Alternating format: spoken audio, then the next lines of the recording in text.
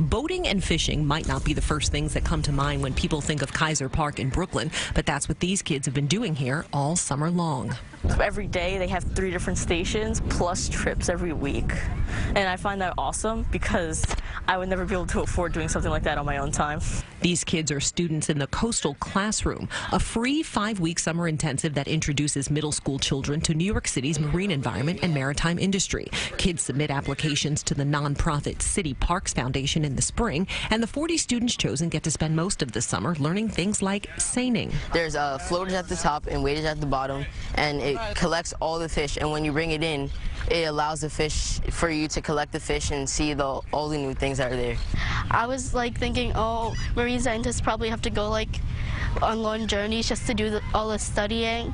But then I come to this camp and I realize, well, we could just study right here in New York.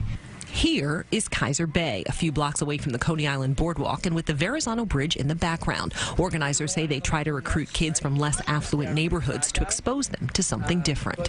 We hope that, they grow up knowing that this is here, that the ecosystem is thriving, that there's all these species that depend on these waters, and they learn to care for these kind of green spaces. The experiences the students have and the lessons they learn in this coastal classroom aren't just interesting, they're life-changing.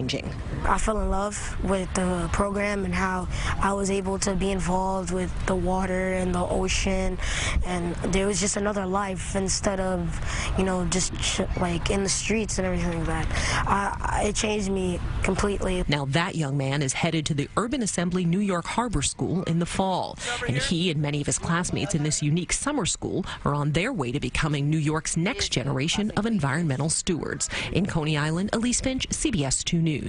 And most of the Coastal Classroom costs are funded by private donations. Online applications for students are posted in March. There are also opportunities for paid internships for high school and college students who are changing their lives.